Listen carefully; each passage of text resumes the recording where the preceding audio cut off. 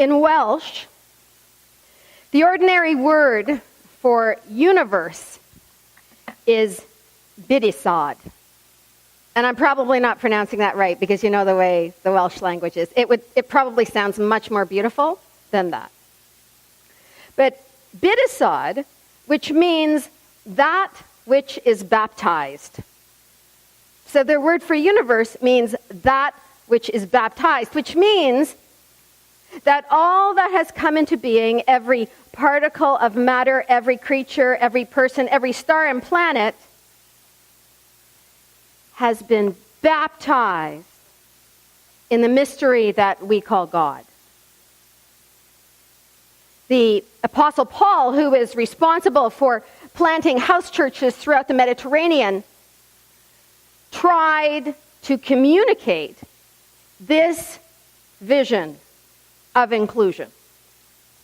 So today I'm going to read an excerpt from his letter to the house church in Corinth, but an historical and theological note. Some biblical scholars believe now that when Paul uses the word Christ, he is not thinking about the historical person of Jesus. He is thinking both mystic and cosmic, which means that he is seeking to name the unifying power and energy in the universe to be Christ power. So you got to kind of blow it out a bit. Let me try and put this a different way. And keep in mind that Paul never met the historical Jesus. He had a vision like the mystics of every spiritual tradition and many since him in our own tradition. And the conclusion that he comes to, and keep in mind he's also a theologian, right? He has been a teacher of the law within the Judaic tradition all of his life. So he's like getting another piece of information and trying to work it all out again. And he comes to the conclusion that the power of grace and compassion and hospitality and inclusion that is reflected in the ministry of the wisdom teacher Jesus is but a microcosm of a universal grace, compassion, hospitality, and inclusion spirit in which we all live and move and have our being. And he further concludes that diversity is both the norm, the gift, and the challenge. And in order to share this and to share the gift and at the same time put the challenge on the table for these small groups of believers gathered around the message of love, he uses the metaphor of the human body. So here are some words from 1 Corinthians 12, and I've taken some liberties just to stretch it out and push it out even further. For just as the body is one and is made up of many diverse parts, all completely different, so it is with Christ's body, cosmic. For in the one Spirit we were all baptized into one body, Jews or Greeks, slaves or free, LGBTQ2, and we were all made to drink of one Spirit. The body does not consist of one member, but of many. If the foot were to say, because I am not a hand, I do not belong to the body, that would not make it any less part of the body. And if the ear were to say, because I am not an eye, I do not belong to the body, that would not make it any less part of the body. If the whole body were an eye, how would we hear? If the whole body were an ear, how could we smell? But as it is, God arranged the universe as one body. Each part of it enchanting. If all were stars, well, who would shine by day? And if all were sea creatures, who would sing from the trees at dawn? And so there are many members, yet one body. The eye cannot say to the hand, I have no need of you, nor the head to the feet, I have no need of you. and in this universal oneness. If one member suffers, all suffer together. If one member is honored, all rejoice together.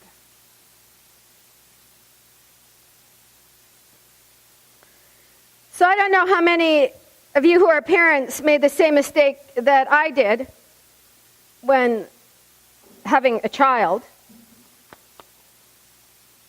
And that is to think that maybe our children or your children might be just a smaller version of you. Didn't any of you think that might happen? Just a mini me that I can love? I can tell you that that illusion was struck down within months of my first child's birth. And by the time he was 3, I knew that he was from another planet. And I don't say that lightly. At least Luke, who's my second child, and I share the same politics. Good Donovan liberal righteousness. We got it in spades. But you know, the day that you go, wow, we share biology and maybe the same hair color, eye color, skin tone, but after that, you may as well be from Mars. Everyone is so unique, despite the whole nurture thing. And while this can be incredibly challenging, living in a family with so many different personalities and perspectives, I really don't know how my mother did it. It can, once you get through the harder stuff, be absolutely enchanting. Getting to know people who are so different than you are, though you share the same gene pool. And by the way, didn't you think Roz's poem was just a magnum opus? Wow. Yeah. So I'd like to suggest that the prism through which we try to understand one another, I will call the prism of enchantment. Which means that we welcome one another expecting to be enchanted by the total mystery that is the other person, which has not always been our practice. We have been so culturally wired towards uniformity. But we are not very enchanting in our uniformity. And we are certainly not a reflection of the baptized universe in our uniformity. It is our diversity that reflects Paul's cosmic Christ. It is our diversity that helps us understand the mystery that we call God. And our own spiritual tradition, the Judeo-Christian tradition, in its beginnings wrestled with this, suggesting that humans are made in the image of God. Well, we all know it's high time that we widen that perspective and suggested that the entire universe is in the image of God. Which means that all of these diverse genders are part of the unveiling of a universe that is far more diverse than we ever dreamed. A universe that is challenging us the illusion of uniformity at every level. So look at this image and consider that in the last 100 years, in this country anyway, we have, as a culture, taken a society where everyone lined up behind privileged, white, straight men to a society that has made huge steps in honoring diversity. I mean, when you think about it, less than 100, it wasn't until October 18th, 1929, that women were finally declared persons under the Canadian law.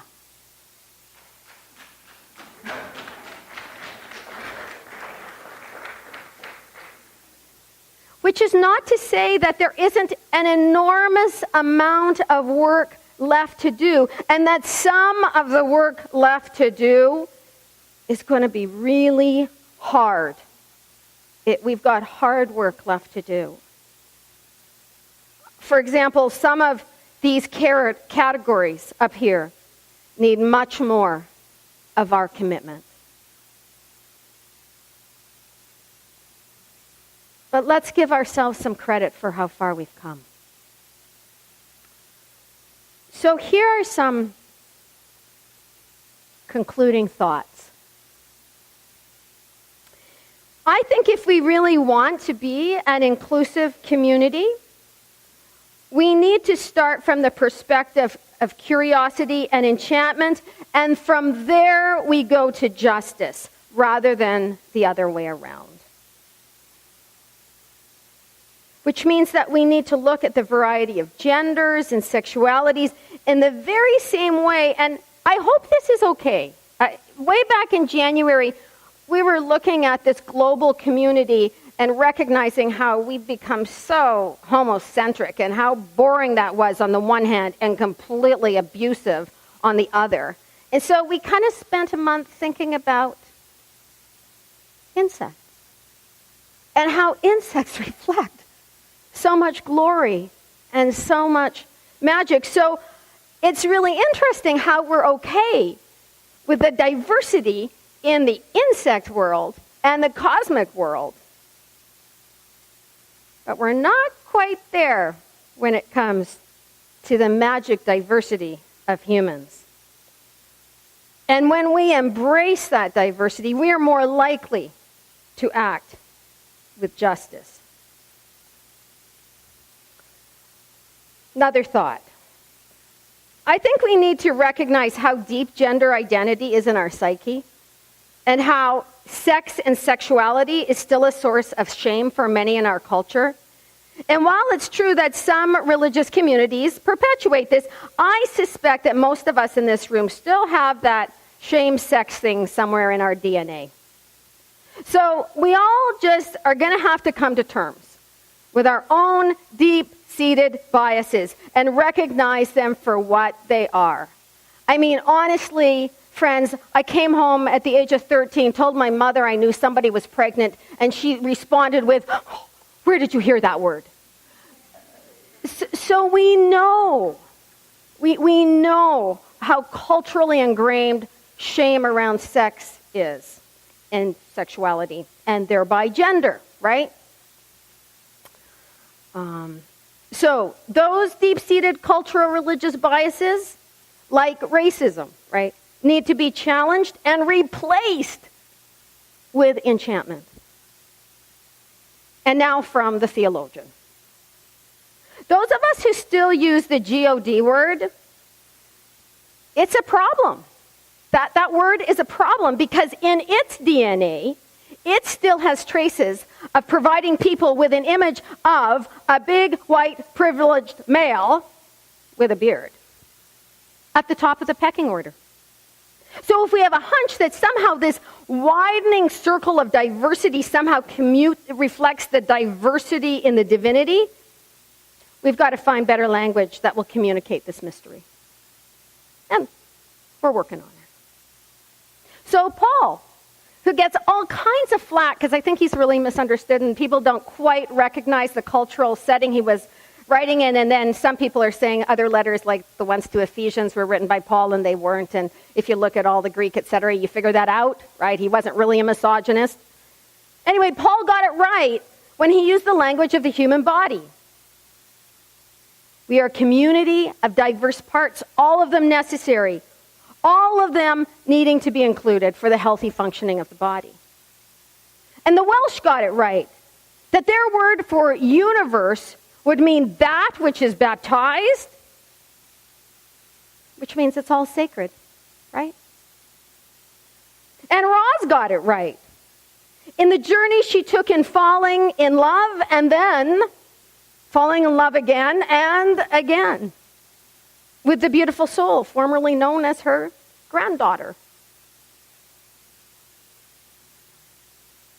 So let's take that magical mystery tour and recognize our baptism into the community of the universe. And let us, with as much curiosity and creativity and courage as we can muster, embrace the expanding diversity that is the human race. And let us, in every moment of every day, peer through the prism of enchantment, honoring the sacred mystery in ourselves, in one another, with wonder and with welcome.